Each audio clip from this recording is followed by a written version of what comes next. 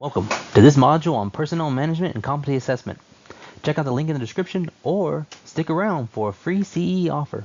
So what is competency assessment? It's a systematic evaluation to confirm laboratory personnel are capable of performing the testing accurately and reliable, understand and follow laboratory protocols, identify and correct errors effectively, allowing for smooth functioning of the laboratory. So why is competency assessment important? It ensures quality and consistency in lab results. It confirms that the lab meets CLIA requirements for personnel performance evaluation. And it builds confidence in lab staff and management. Some key elements of competency assessment include direct observation, where you evaluate the technique and adherence of procedures. So you evaluate the technician's technique as well as their ability to follow the procedures. Monitoring test results, review QC results for the testing and error logs, and problem-solving skills to test understanding and troubleshooting scenarios. And lastly, knowledge assessment. Conduct quizzes or discussions about SOPs and regulations. So how frequently should competency assessments be performed? An initial assessment should be performed during onboarding, and then at 6 months after the initial assessment, and at least annually thereafter. Of course, additional assessments may be performed if issues arise or if procedures change.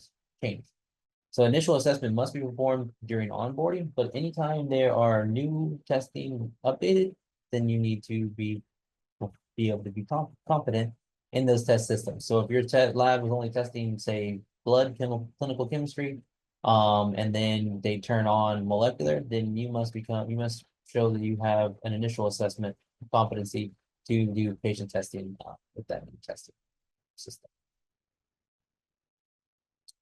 Competency assessments are a continuous process essential for ensuring lab staff maintain their skills and adapt to changes in laboratory practices, new technology, or updated procedures. CLIA regulations mandate that labs conduct competency assessment at least annually for all testing personnel. And regular evaluations help identify knowledge and skill gaps early, providing opportunities for retraining or corrective actions before errors occur. So one of the things about CLIA is they like to encourage identifying issues before they impact patient testing, before there needs to be corrective actions. So being proactive, competency allows you to be proactive in evaluating. So developing competency assessment programs. What are some steps to build a program? First is to identify core competencies. So what do you want to evaluate? Choose your assessment method. So how are you going to evaluate those competencies? Create some assessment tools. So like checklists, charts, evaluation quizzes.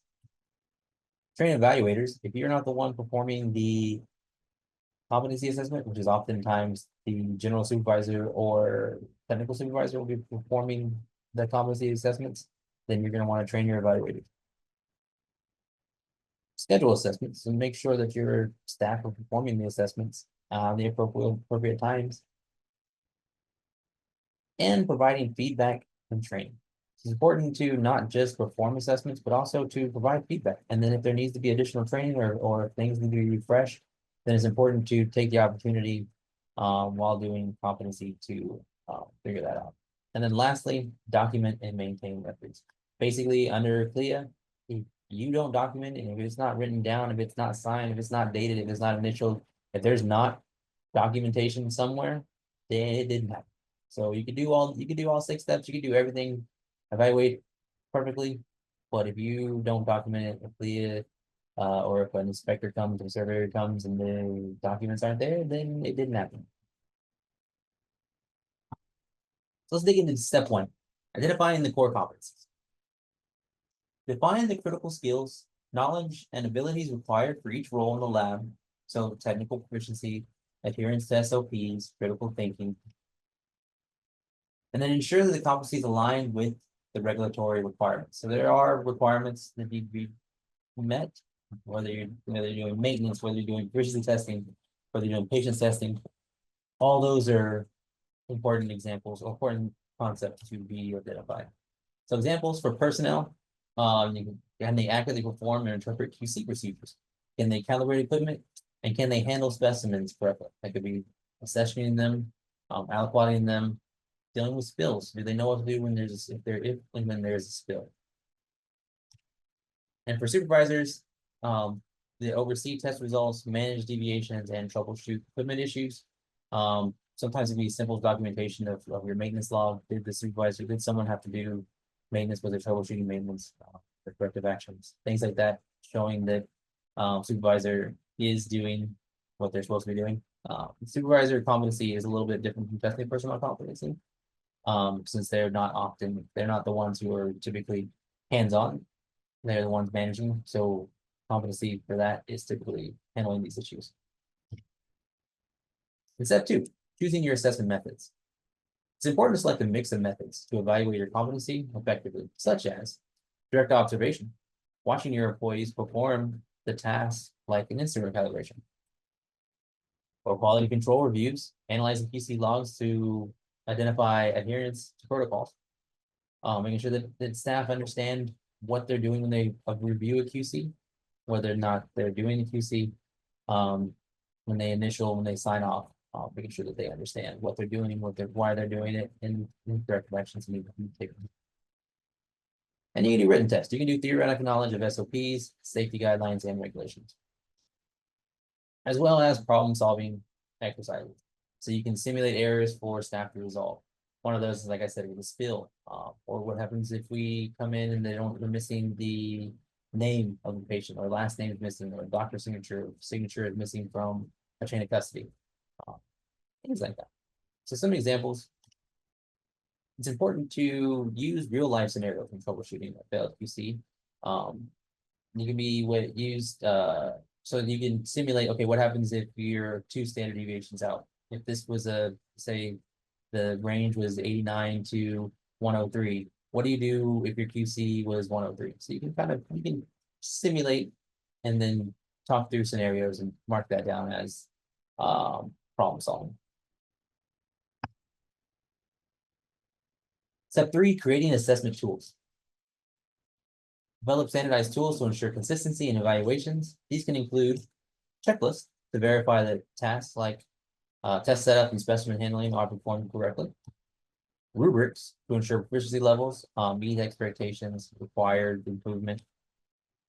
Forms to document evaluations such as specific feedback and scoring. Checklist for competency, say operating a hematology analyzer with items for startup, calibration, or shutdown. So basically run through what do you do on a day-to-day basis. So you have your startup, and you run your calibration or your QC, running through the shutdown, wash, things like that. So you have a checklist for that. You can be the observed time. So you can observe the analyst doing this process, have a checklist, both you and the analyst sign off saying that this was all performed.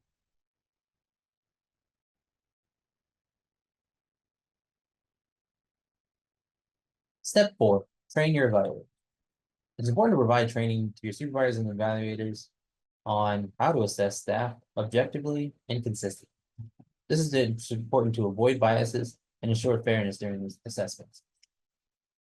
For example, you can conduct workshops for your evaluators to practice using rubrics and checklists.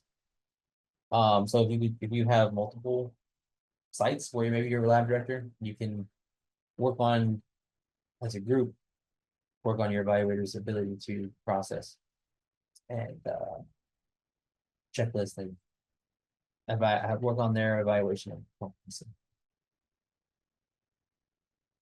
And it's important to schedule your assessments. Set a schedule that includes initial assessment for our new hires or staff transitioning to new roles, periodic assessments, specifically at minimum annual evaluations to meet the regulatory requirements, and corrective assessments after retraining due to non-compliance or skill gaps. So that happens if you have a non-compliance, if you've been determined that you're missing QC and PT, and then QC assessment, identified was that the staff are not performing QC like they should, or if there's a survey and they're identified that QC has not been performed properly, then a corrective assessment may be taken. So examples: a lab may schedule quarterly QC reviews and annual comprehensive evaluation. Like I said before in the previous lecture, we do monthly QA reviews. So quarterly, we do more than quarterly. But at minimum, doing a quarterly review to identify are the staff doing what they're properly doing. We may need to, if they're not, if you identify gaps, then you may need to do competency may need to address. And then tied into that is to provide feedback and training. It's important to share the assessment results with the staff in a constructive manner, highlighting strengths and areas for improvement. And you can offer additional training or resources if gaps are identified. So, for example, after an assessment, you can provide hands-on training for staff that are struggling with molecular testing. So if you're having issues with passing QC, there's contamination issues, maybe there's not getting quants that they want to see, you can provide training, pipette, repipette training, making sure that the proper pipette techniques are being performed, maybe there's cross-contamination happening somewhere, things like that. And then finally, most importantly, document and maintain records. You must maintain detailed records of each assessment, including methods used, results, and any follow-up actions. Use these records to demonstrate compliance during audits and to guide quality improvement efforts.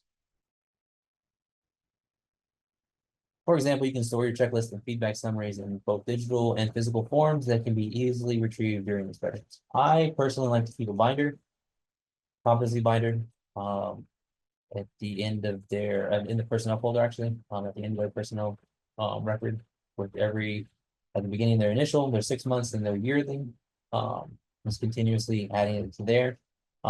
That's easy for the surveyor to see when they're doing their document check, when they're checking the personnel binder to see where they initially trained, depends on how long the lab been existing and how long the staff has been there, how many competencies they may have gone through. And if they've been cross-trained, if they're learning new test systems. Hope you enjoyed that. Don't miss out on the chance for free CE credits by the AAFP. The link for the course is in the description with offer code U2100. So, as always, hope you enjoyed this one. Hit that subscribe button and see you in the next one.